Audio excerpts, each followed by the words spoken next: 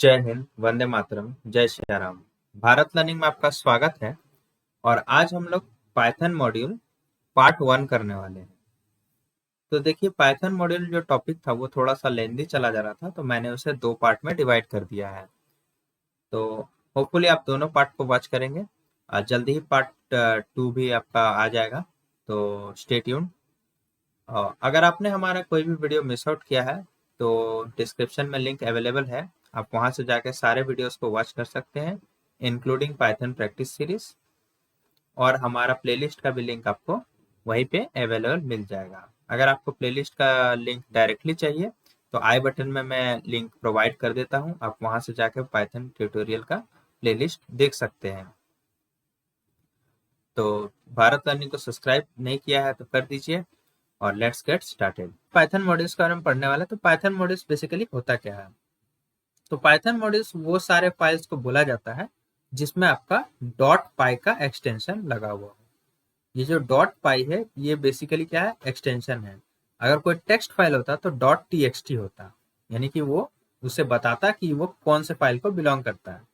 तो अगर नोटपैड में आपने कुछ लिखा, सेव किया, तो आप देखिएगा वो डॉट टी करके आएगा। इसका मतलब क्या है कि वो एक प्लेन टेक्स्ट है।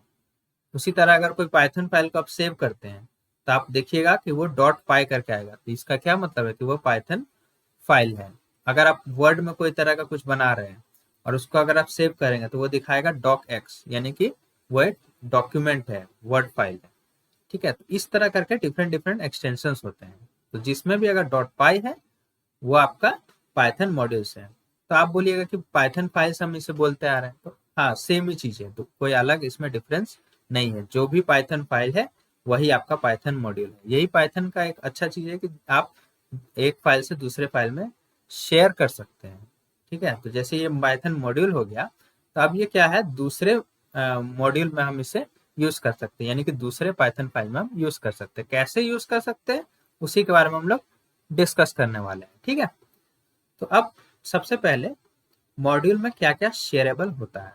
तो मॉड्यूल में आपका वेरिएबल, फंक्शंस और क्लासेस जो है ये सारे के सारे शेयरेबल हैं। ठीक है, अब मुझे ये इसलिए बताना पड़ा कि सपोज कीजिए आपने मेन डॉट पाई लिखा और प्रिंट हेलो वर्ल्ड लिख दिया। अब आप दूसरा मॉड्यूल में उसको क्या शेयर कीजिएगा? आपने तो कोई तरह का वेरिएबल बनाया नहीं, तो इसीलिए मैंने आपको यहाँ पे स्पेसिफिक मेंशन कर दिया। चलिए, मॉड्यूल्स जो है वो बेसिकली 4 टाइप्स के होते हैं। क्या क्या? एक होता है यूजर डिफाइंड मॉड्यूल, दूसरा आपका होता है इनबिल्ट मॉड्यूल जो कि पाइथन लाइब्रेरी में प्रेजेंट होता है और हम कभी भी उसको यूज कर सकते हैं। ठीक है, तीसरा होता है आपका third party module. Third party module जो है वो हमें बाहर से डाउनलोड करना पड़ता है। उसके बाद आपका आता है पैकेज मॉड्यूल। पैकेज मॉड्यूल क्या होता है? तो वो सेपरेट एक डॉक्यूमेंट, हम लोग एक डायरेक्टरी बनाते हैं, उसके अंदर अलग अलग फाइल्स रखते हैं, तो वो आपका हो जाता है पैकेज मॉड्यूल। ठीक है, तो चलिए अब हम लोग स्टार्ट करते हैं। तो यहाँ पे देखिए, मैंने जैसे मेन डॉट पाई है, ये आपका पाइथन फाइल है, इसे हम मॉड्यूल भी बोलते हैं। ठीक है, तो मॉड्यूल में क्या है, जैसे मेन जो है वो आपका क्या है, नेम है, और ये डॉट पाई जो है ये एक्सटेंशन है। ठीक है, ये क्लियर है आपको? ये वेरिएबल्स है 3। Welcome to Bharat learning, like subscribe share और पाइथन मॉड्यूल्स। ठीक है, ये 3 वेरिएबल्स है। और यहाँ पे एक फंक्शन लिया है। फंक्शन क्या होता है इसके बारे में आइए थोड़े शॉर्ट में मैं आपको बता देता हूँ। तो देखिए, कोई भी फंक्शन आप बनाते हैं तो आपको क्या करना पड़ता है, डिफाइन डिफाइन यूज करना पड़ता है। उसके बाद आपको फंक्शन का नेम डालना पड़ता है, और उसके बाद आपका फंक्शन में आते हैं डिफरेंट डिफरेंट पैरामीटर्स। ये जो एक्स है, फिर कॉमा देके वाई है, फिर कॉमा देके जेड है, ये सब क्या है, पैरामीटर्स है। इन्हें हम क्या बोलते हैं, पैरामीटर्स। ठीक है, होपफुली आपको याद रहेगा। अब यहाँ पर आपका फंक्शन में 2 ऑप्शंस होते हैं। सबसे पहले होता है कि फंक्शन में एक रिटर्न टाइप आपको दिया जाता है। ठीक है, और अगर आप रिटर्न नहीं देते हैं तो उसे हम बोलते हैं वॉइड फंक्शन। ठीक है, जिसमें कोई रिटर्न टाइप नहीं होता है। तो यहाँ पे रिटर्न क्या कर रहे हैं हम लोग, यहाँ पे एक फंक्शन बना है X Y Z, I mean add. यहाँ रिटर्न क्या करेंगे, ये तीनों का सम, ये तीनों का सम को हम लोग यहाँ पे रिटर्न कर दे रहे हैं। ठीक है, अब फंक्शन को कॉल करने के लिए क्या करना पड़ेगा, फंक्शन का नेम, फिर ब्रैकेट, उसके बाद इसमें हमें देना पड़ेगा आर्ग्यूमेंट। याद रखिएगा कि ये जो एक्स वाई जेड है ये आपका पैरामीटर है, और यहाँ पर हम देंगे आर्ग्यूमेंट। क्या आर्ग्यूमेंट देंगे, 7 8 9, इस तरह कुछ भी आर्ग्यूमेंट आप दे सकते हैं। ठीक है, अब जो है ये यहाँ पर रिटर्न कर रहा है, जब रिटर्न करता है तो हमें कोई भी वैल्यू नहीं मिलेगा। यहाँ पे वैल्यू रिटर्न हो गया, बट कंसोल में कुछ नहीं दिखेगा। कंसोल में अगर हमें दिखाना है तो हमें क्या करना पड़ेगा, प्रिंट करवाना पड़ेगा। ठीक है, चलिए प्रिंट करते हैं। तो देखिए 789 का जो सम है वो है 24। होपफुली आपको समझ में आ गया होगा कि जनरल में क्या होता है। सपोज कि यहाँ पर हम डायरेक्टली प्रिंट कर देते हैं, instead of adding, instead of returning something हम प्रिंट कर देते हैं। तो इस केस में हमें दोबारा प्रिंट डालना नहीं पड़ता। अगर हम दोबारा प्रिंट डालेंगे तो हमें देखिए एक नॉन करके वैल्यू मिलेगा। हमें नॉन करके वैल्यू इसलिए मिल रहा है बिकॉज इस नॉन जब हम प्रिंट स्टेटमेंट का यूज करते हैं तो हमें फंक्शन का रिटर्न टाइप को प्रिंट करना पड़ता है। तो यहाँ पे तो कोई रिटर्न स्टेटमेंट आपको नहीं दिख रहा, यानी कि जब रिटर्न स्टेटमेंट कुछ नहीं मिला तो नॉन इसने अपने आप रिटर्न कर दिया। यहाँ पर अगर हम सेपरेटली रिटर्न डालते हैं, भाई ये फंक्शन को कुछ रिटर्न करवा देते हैं, तो रिटर्न 0 कर देते हैं फॉर एग्जाम्पल। तो अब ये क्या होता है कि यहाँ पे देखिए नॉन के जगह पे 0 रिटर्न कर रहा है। तो यहाँ पे क्या होता है, प्रिंट स्टेटमेंट जो है जो रिटर्निंग वैल्यू है उसको प्रिंट करता है। और ऐड जो है, ऐड 789 जो है, इसको हम लोग विदाउट प्रिंट भी यूज कर सक रहे हैं। देखिए विदाउट प्रिंट हम यूज करेंगे इसको। देखिए क्यों यूज कर पा रहे हैं, बिकॉज यहाँ पे ऑलरेडी प्रिंट स्टेटमेंट है, तो कोई तरह का इश्यू है ही नहीं। तो इसको रन करके देखते हैं, आइए। तो देखिए यहाँ पर 24 हमें आउटकम मिला, इसका रिटर्न वैल्यू भी मिला, बट रिटर्न वैल्यू प्रिंट नहीं होगा क्योंकि हमने यहाँ कोई प्रिंट स्टेटमेंट नहीं दिया। तो प्रिंट क्या होता है, जो भी रिटर्न स्टेटमेंट होता है, जो रिटर्न वैल्यू होता है वही प्रिंट होता है। ठीक है, यहाँ पे हम लोग फंक्शन बना के डायरेक्टली प्रिंट कर देते, बहुत आपने देखा भी होगा। तो यही आपका मेन रहता है। ठीक है, होपफुली आपको फंक्शन के बारे में ब्रीफ आइडिया हो गया होगा। डिटेल टॉपिक भी मैं इसमें जल्दी लाऊंगा। ठीक है, चलिए आगे बढ़ते हैं। अब हम लोग क्या करते हैं कि जैसे हमने मॉड्यूल बनाया, मॉड्यूल का क्या काम होता है। तो सपोज कीजिए कि हमारा कोड जो है वो बहुत ही बड़ा है। ठीक है, 500 लाइन्स, 1000 लाइन्स, बड़े बड़े कंपनीज में तो होता है। अब उसमें क्या है कि उतने लाइन्स ऑफ कोड है, तो अगर आप उसको मान लीजिए वेरीफाई करेंगे, मान लीजिए किसी और ने कोड बनाया और आपको अब उसको वेरीफाई करना है या चेक करना है कि सही है कि गलत है। ठीक है, तो उस केस में क्या होगा कि आपको बहुत कंफ्यूजन हो जाएगा। आई मीन उसमें क्लासेस, ऑब्जेक्ट्स या फिर आपका वेरिएबल और मेथड यूज होगा। मान लीजिए वेरिएबल और फंक्शन यूज हो रहा है। ठीक है, अब बहुत सारा फंक्शन बन गया, बहुत सारा वेरिएबल बन गया, अब आपको समझ में नहीं आ रहा है कि क्या कैसे होगा। जैसे मान लीजिए ग्रेडिंग सिस्टम का आपने कुछ बनाया, तो अब वो यहाँ पे क्या हो गया कि ग्रेडिंग सिस्टम तो आपने बना दिया। अब ग्रेडिंग सिस्टम में जैसे आपका होता है कि पहले टोटल जितने भी सब्जेक्ट्स हैं वो उन सब्जेक्ट्स को ऐड किया जाता है, तो ऐड का एक फंक्शन बना दिया। उसके बाद जो भी ऐड करके रिजल्ट आया उसको डिवाइड किया टोटल से और उसका परसेंटेज निकाला, उसका एक फंक्शन बना दिया। उसके बाद आपका रिजल्ट को जो डिस्प्ले करता है उसका एक फंक्शन बना दिया। 3 फंक्शन बना दिए। अब कोड मान लीजिए उसी तरह बहुत लेंदी हो गया। ठीक है, तो उसमें क्या होता है कि कंफ्यूजन क्रिएट हो जाता है।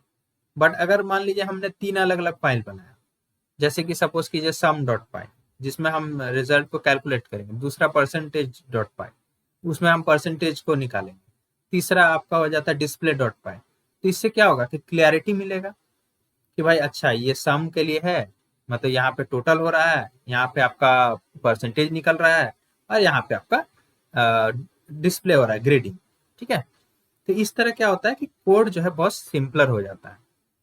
तो अब आते हैं कि मॉड्यूल्स कितने टाइप्स के होते हैं। तो टाइप्स तो मैंने आपको बता दिए, user define, inbuilt, third party और पैकेज मॉड्यूल। तो सबसे पहले यूजर डिफाइन मॉड्यूल पे चलते हैं।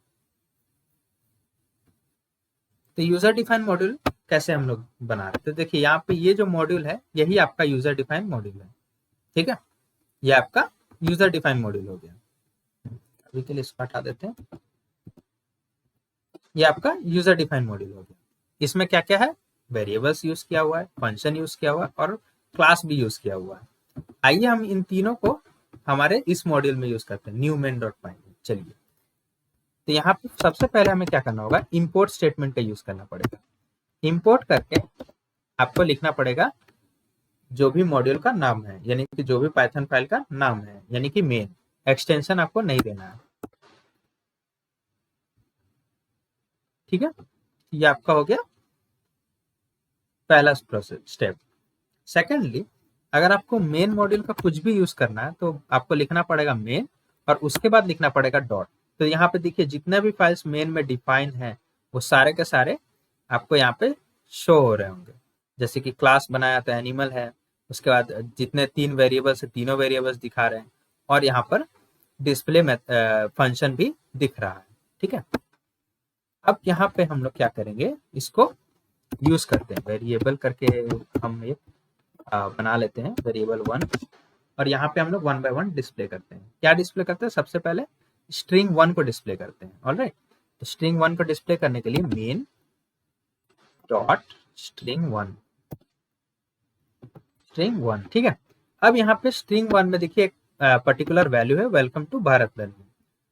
अब यहाँ पर मेन डॉट स्ट्रिंग 1 जब हम दे रहे हैं तो हमें वेरिएबल में वैल्यू जो है रिटर्न होगी वेलकम टू भारत लर्निंग। अब इससे हमें क्या करना होगा, प्रिंट करना पड़ेगा। ठीक है, प्रिंट प्रिंट क्या करना होगा, वेरिएबल 1। ठीक है, ये हम प्रिंट करेंगे, और यहाँ पे देखिए वेलकम टू भारत लर्निंग आ गया, क्योंकि प्रिंट क्या करता है, प्रिंट जो है वो रिटर्न वैल्यू को प्रिंट करता है। तो यहाँ पे हमें रिटर्न में क्या मिला, वेलकम टू भारत लर्निंग, जो हमने प्रिंट कर दिया। होपफुली आपको समझ में आ रहा होगा। इसी तरह आप स्ट्रिंग 2 को भी प्रिंट कर सकते हैं। ठीक है, स्ट्रिंग 2 आपने कर दिया, स्ट्रिंग 2 लाइक सब्सक्राइब शेयर, ये भी आपका प्रिंट हो गया। अब आते हैं वेरिएबल 2 में, जहां हम फंक्शन का यूज करके बताएंगे। तो देखिए यहाँ फंक्शन है। अब हमें फंक्शन में चेक करना है कि फंक्शन में रिटर्न वैल्यू है या फिर प्रिंट स्टेटमेंट दिया हुआ है, या फिर फंक्शन में कुछ रिटर्न नहीं है। तो यहाँ पे देखिए, यहाँ पे फंक्शन में हमने वैल्यू को रिटर्न किया है। अगर हम यहाँ प्रिंट देते तो वो क्या होता है, एक वॉइड फंक्शन होता है, क्योंकि वहां पे कोई भी रिटर्न हम स्टेटमेंट रिटर्न का नहीं दे रहे हैं। ऑलराइट, तो यहाँ पर हम क्या करेंगे, मेन डॉट यहाँ पे डिस्प्ले। ऑलराइट, अब डिस्प्ले में देखिए कोई भी तरह का पैरामीटर नहीं दिया हुआ है, तो हमें कोई भी तरह का आर्ग्यूमेंट पास नहीं करना पड़ेगा। अब यहाँ पे वेरिएबल 2 में क्या है, इसका रिटर्न वैल्यू है। किसका return value, main dot display का। अब हमें वेरिएबल 2 को प्रिंट करना पड़ेगा, क्योंकि प्रिंट जो है वो रिटर्न वैल्यू को प्रिंट करता है। राइट, चलिए इसको भी देख लेते हैं। तो देखिए यूजर डिफाइन मॉड्यूल आपका आ गया, प्रिंट हो गया। यहाँ पे भी हमने वही डिफाइन किया था। अगर हम यहाँ पर प्रिंट स्टेटमेंट का यूज करते हैं, अगर हम यहाँ पे प्रिंट स्टेटमेंट का यूज करते हैं और कोई भी तरह का रिटर्न नहीं देते, तो क्योंकि हमने रिटर्न नहीं दिया है तो हमें आउटकम में नॉन मिलता, वैल्यू मिलता फिर नॉन मिलता। तो इस केस में अगर आप सपोज कीजिए ऐसा कर दिए कि कोई फंक्शन बनाया, आपने रिटर्न वैल्यू नहीं दिया, जो कि एक गुड प्रैक्टिस नहीं है, बट आपने नहीं दिया, कॉम्पिटिटिव कोडिंग में उतना नहीं होता, नहीं दिया, तो यहाँ पे मेन डॉट डिस्प्ले सिंपली आप देके कर सकते हैं। तो यहाँ पे मेन डॉट डिस्प्ले दिए तो आपको डायरेक्टली वैल्यू मिल गया। ये भी एक पाइथन का यूज है। यहाँ पे जैसे वेरिएबल 1 आपने बनाया, तो वेरिएबल 1 आपने बनाया, लेकिन आप चाहते हैं कि जैसे कॉम्पिटिटिव कोडिंग आपको कोड को जितना हो सके शॉर्ट में करना पड़ता है, तो शॉर्ट में करने के तो आपने डायरेक्टली यहाँ पे आप इस तरह करके भी प्रिंट कर सकते हैं। ठीक है, ये भी आप कर सकते हैं। वेरिएबल आप नहीं भी लिए तो आप डायरेक्टली यूज कर सकते हैं। अच्छा, यहाँ पे एक मिस्टेक हो जाएगा, हाँ वेरिएबल 1 है नहीं ना, इसको कमेंट आउट कर देते हैं।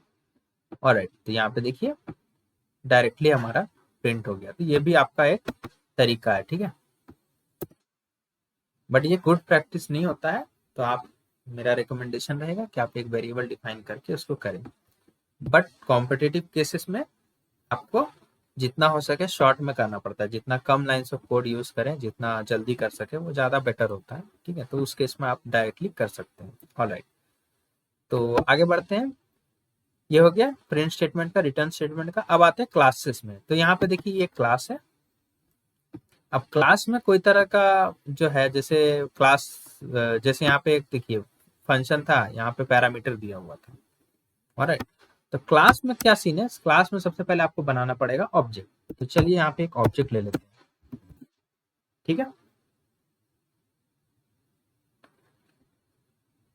तो पाइथन में क्या होता था कि ऑब्जेक्ट जो है सीधे क्लास को रेफर करता था, बट क्योंकि हम मॉड्यूल के थ्रू कर रहे हैं, तो यहाँ पे हमें मॉड्यूल का नेम पहले लिखना पड़ेगा और उसके बाद क्लास लिखना पड़ेगा और उसके बाद ब्रैकेट देना पड़ेगा। इसके अंदर एक्चुअली में कुछ आर्गुमेंट्स होते अगर हम यहाँ पर इनिट मेथड का यूज करते, लेकिन हमने यहाँ पे कोई तरह का इनिट मेथड नहीं यूज किया है, तो हम यहाँ पे सिंपली एम्प्टी इसको रखेंगे, कुछ भी नहीं इसमें है।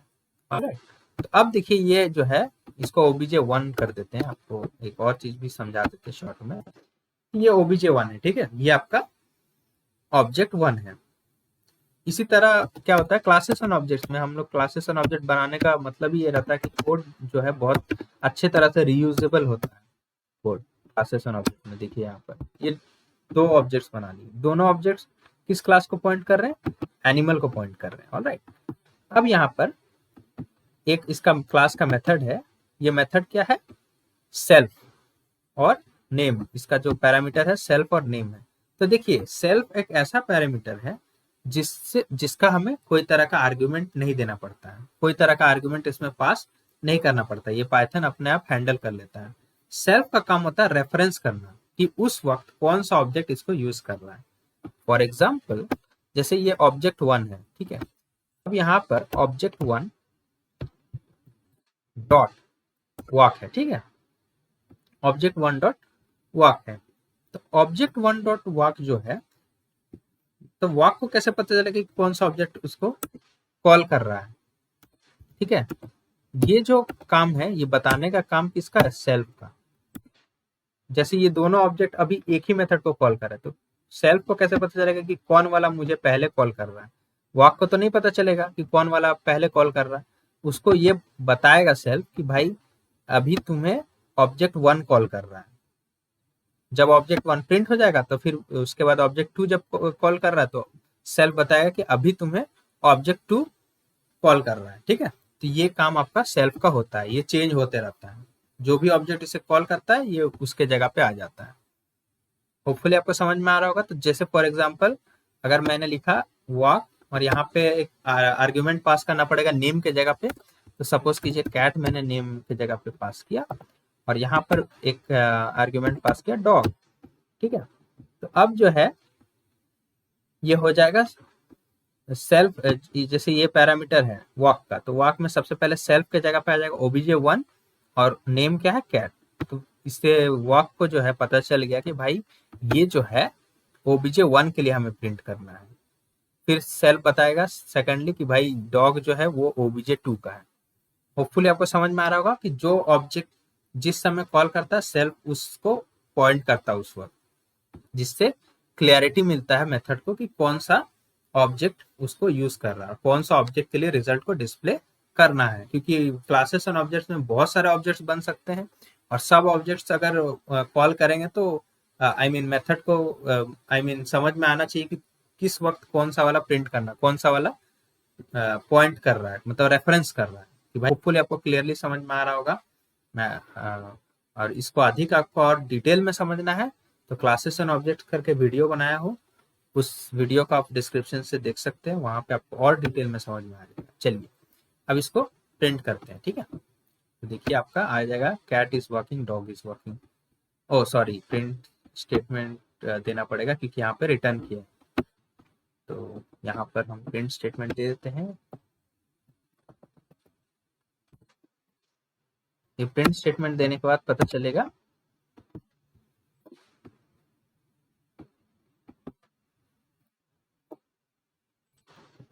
ठीक है। तो सेल्फ जो है वो बेसिकली क्या करता है, पॉइंट करता है पर्टिकुलर ऑब्जेक्ट को जो उस वक्त उसे यूज कर रहा है। होपफुली आपको ज्यादा मुश्किल नहीं हुआ होगा समझने में, ठीक है। तो ये आपका देखिए cat is walking dog is walking. अब कैसे पता चल रहा है कि प्रॉपरली पॉइंट कर रहा है, तो देखिए यहाँ पर सपोज कीजिए पहले ऑब्जेक्ट 2 को प्रिंट करते हैं, तो अब देखिए पहले डॉग इज वॉकिंग फिर कैट इज वॉकिंग आएगा, देखिए है ना। अब आगे बढ़ते हैं और यहाँ पर जो नेम है इसको और शॉर्ट कर सकते हैं हम लोग। कैसे शॉर्ट कर सकते हैं, तो देखिए यहाँ पे सेल्फ दे दीजिए, कुछ भी यहाँ नहीं दीजिए, यहाँ पर क्या कीजिए इनिट करके एक मेथड होता है उसको डिफाइन कर दीजिए। इनिट जो है वो बेसिकली कंस्ट्रक्टर का काम करता है। अब कंस्ट्रक्टर क्या होता है, तो कंस्ट्रक्टर जो होता है वो ऐसा चीज होता है, मतलब ऐसा मेथड होता है जो जिसका नेम क्लास के नेम से मैच करता हो और वो उसी समय इन्वोक हो जाता है जब क्लास को कॉल किया जाता है। जैसे ही ऑब्जेक्ट क्रिएट होता है उसी समय वो इन्वोक हो जाता है। तो इसी तरह इनिट भी ऑटोमेटिकली इन्वोक मतलब क्या, कॉल हो जाता है ऑटोमेटिकली। ठीक है, यहाँ पर हमें क्या लिखना होगा, सेल्फ। सेल्फ क्या करेगा, रेफरेंस करेगा, किसको रेफरेंस करेगा, जो ऑब्जेक्ट कॉल मतलब उस समय उसको यूज कर रहा हो, क्लास को यूज कर रहा हो, उसको रेफरेंस करेगा। Self dot name. ठीक है, अब ये नेम क्या है, तो नेम जो है ये हमारा ऑब्जेक्ट का एट्रीब्यूट है, मतलब ये ऑब्जेक्ट का वेरिएबल है। ठीक है, यहाँ पे देखिए सेल्फ और नेम दिया, और ये जैसे मान लीजिए अभी मैंने obj1 था, तो obj1 dot name is equal to name. ठीक है, obj1 डॉट नेम को प्रिंट करो, तो obj1 डॉट नेम में क्या आएगा, तो ये अभी हम लोग डिसाइड नहीं किए यहाँ पर।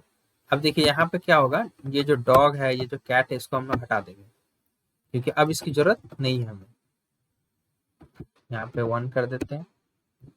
ये एक बार आपको रिवाइज करवा दिया मैंने, होपफुली थोड़ा सा वीडियो लॉन्ग हो जाएगा, बट एडजस्ट कर लेना, जो जिसे पता है वो थोड़ा स्किप कर सकते हैं कुछ पार्ट्स।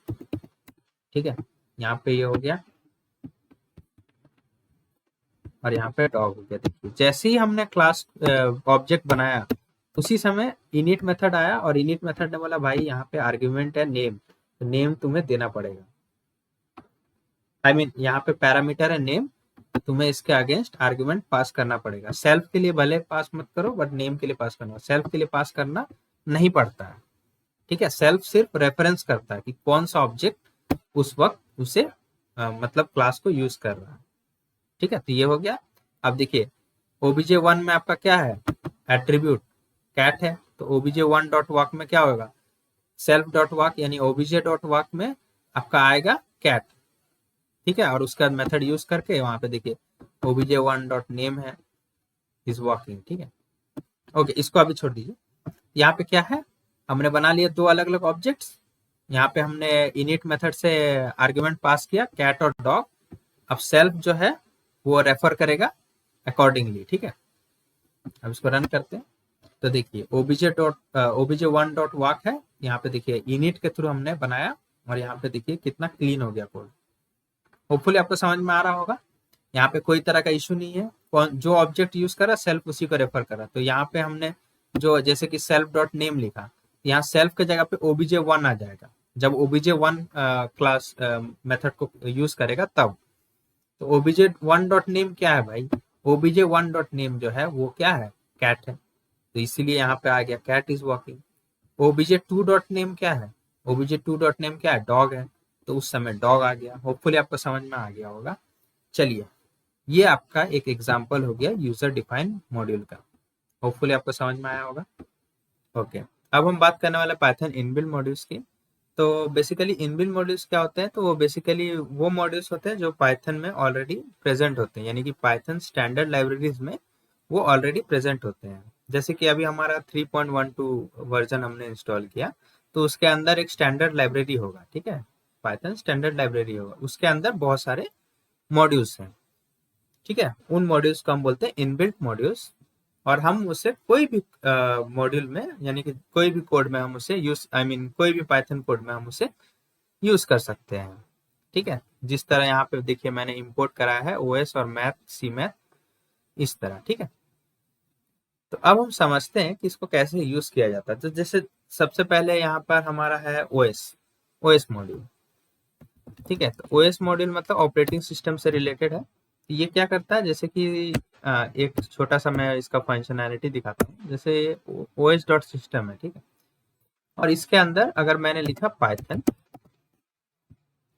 माइनस माइनस वर्जन, ठीक है, तो अगर अभी आप सीएमडी खोले और पाइथन माइनस माइनस वर्जन लिखे, तो आपका जो पाइथन वर्जन है वो शो करेगा।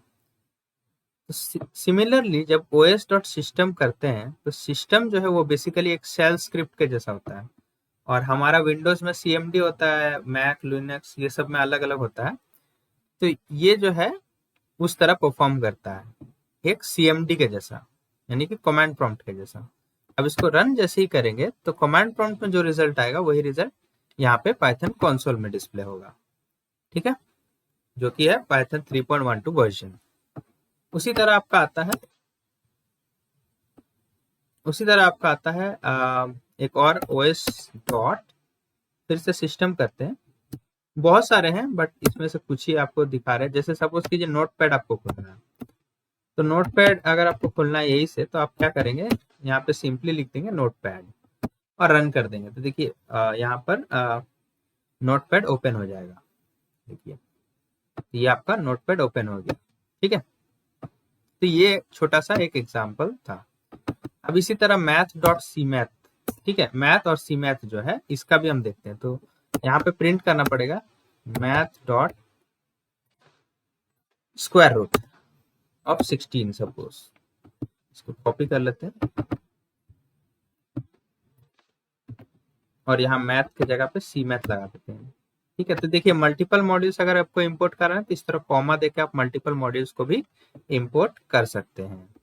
अब इसको देखिए यहाँ पर रिजल्ट में डिफरेंस आएगा। तो डिफरेंस देखिए क्या है, मैथ डॉट स्क्वायर रूट जो है ये आपका एक फ्लोटिंग वैल्यू दे रहा है, और सी मैथ जो है ये एक कॉम्प्लेक्स नंबर दे रहा है। कॉम्प्लेक्स नंबर जो है वो a प्लस IB का फॉर्म में होता है।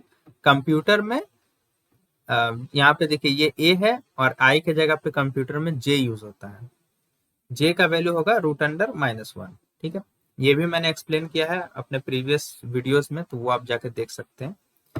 ऑलराइट, तो ये आपका हो गया मैथ का। ठीक है, मैथ और सी मैथ का। और एक चीज है कि जैसे कि मैथ का जो है वो बेसिकली पावर में यूज होता है। जैसे मैथ डॉट पावर, ये हम लोग बहुत जनरल यूज करते हैं। यहाँ पे 4 कॉमा 4 जो है वो बेसिकली आपका एक्सपोनेंट है, और 5 जो है वो आपका पावर है। यहाँ देखिए 4 का पावर 5 जो है आपका रिजल्ट में आ गया। तो ये याद रखिएगा कि अगर मैथ डॉट कुछ भी यूज कीजिएगा मैथ के द्वारा, तो आपका रिजल्ट जो है वो एक फ्लोटिंग पॉइंट आएगा। तो अगर आप इंटीजर वैल्यू एक्सपेक्ट करेंगे तो वहां पे आपको टाइप कास्ट करना पड़ेगा। चलिए अब आगे बढ़ते हैं। अब एक तो हमने ये यूज किया है रिसेंट वीडियोस में ही, जो आपका एप स्ट्रिंग था, तो उसमें मैंने यूज किया था from date time import date time, ये वाला यूज किया था। और ये लाइन में आप लोगों को कंफ्यूजन जो था, जो डाउट मुझे लगा कि आपको होगा, वो क्या था कि जैसे कि date time import date time ये क्या है भाई, इस तरह क्यों इंपोर्ट हो रहा है, यहाँ पे तो सिंपल इंपोर्ट हुआ था। तो इसका एक्सप्लेनेशन ये है कि डेट टाइम जो है, ये जो डेट टाइम है ये मॉड्यूल का नेम है, और ये जो डेट टाइम है उस मॉड्यूल के अंदर डिफरेंट डिफरेंट क्लासेस हैं, उसमें से एक क्लास का नाम है डेट टाइम। यहाँ पे इंपोर्ट अगर मैं करूँ टाइम डेल्टा, ये भी उसके अंदर का एक क्लास है। ठीक है, अब क्लास नेम तो कैपिटल लेटर से शुरू होता है, तो बट इस केस में जो बिल्ड इन मॉड्यूल है इसमें आपका जितने भी क्लासेस है सारे स्मॉल लेटर से हैं, तो इसीलिए ये कंफ्यूजन हो जाता है। इसीलिए हम लोग डायरेक्टली यहाँ क्या करते हैं, from date time import date time कर लेते हैं कि भाई इस स्पेसिफिक क्लास को इस मॉड्यूल से इंपोर्ट करा लो। अब यहाँ पर एक यूज करते हैं डेट टाइम डॉट नाउ। ठीक है, इससे आपको करंट टाइम बताता है। अब इसको रन करके चेक करते हैं। देखिए, ओ सॉरी, इसको भी रिटर्न कर रहा है, यहाँ पे प्रिंट करना पड़ेगा। ऑलराइट, इसको हम लोग प्रिंट करते हैं। चलिए, तो डेट टाइम डॉट नाउ में देखिए करंट टाइम बता रहा है। अभी यहाँ पे क्या हो रहा है कि नाउ जो है, यहाँ पे हम लोग जो भी क्लास यूज करते हैं तो सबसे पहले हम लोग ऑब्जेक्ट बनाते हैं और फिर उस ऑब्जेक्ट के थ्रू क्लास के मेथड को एक्सेस करते हैं। बट अगर हम लोग क्लास के थ्रू क्लास के मेथड को एक्सेस करना चाहें तो हम लोग को एनोटेशन का यूज करना पड़ता है, जिस एनोटेशन का नाम है क्लास मेथड। तो इस पे हम हाईलाइट करेंगे तो देखिए डॉक्यूमेंटेशन में भी इसका लिखा है। देखिए यहाँ पे लिखा है एनोटेशन क्लास मेथड। तो ये बताता है कि भाई क्लास भी इसको डायरेक्टली एक्सेस कर सके। ठीक है, ये सिर्फ ऑब्जेक्ट के लिए ना, क्लास के लिए भी यूजफुल हो। ठीक है, तो यहाँ पे क्लास भी इसको डायरेक्टली एक्सेस कर पा रहा है। यहाँ पे कोई तरह का ऑब्जेक्ट बनाने का जरूरत नहीं पड़ रहा। अगर हम क्लास मेथड लिख देंगे मेथड के ऊपर तो हमें फिर ऑब्जेक्ट बनाने का जरूरत नहीं, डायरेक्टली एक्सेस कर सकते हैं। ऑलराइट, तो मैंने एक मॉड्यूल बनाया है सिमिलर टू जैसे डेट टाइम में आपका from date time import date time है, उस तरह मैंने एक मॉड्यूल बनाया है रिजल्ट करके। तो उसमें मैंने रेप्लिकेट किया है कि डेट टाइम कैसे वर्क करता होगा। ठीक है, तो वो वीडियो आपको पार्ट 2 में मिल जाएगा, और वहाँ मैंने साइड बाय साइड कंपेयर भी किया है डेट टाइम मॉड्यूल से। तो स्टे ट्यून रहिए, पार्ट 2 जल्दी ही आने वाला है। तो अगर आपको इस वीडियो के रिलेटेड कोई भी तरह का डाउट है तो कमेंट कीजिए, मैं पूरी कोशिश करूंगा डाउट को सॉल्व करने की। अगर आपको हमारा वीडियो अच्छा लगा है तो वीडियो को लाइक कर दें, चैनल को सब्सक्राइब कर दें और अपने दोस्तों के साथ इसको शेयर करें जो पाइथन सीखना चाहते हैं या फिर कोडिंग में नए हैं। तो बेल नोटिफिकेशन को ऑल पे कर दीजिए ताकि आपको रेगुलर अपडेट्स मिलते रहें। तो आज के लिए बस इतना ही। Thanks for watching. जय हिंद।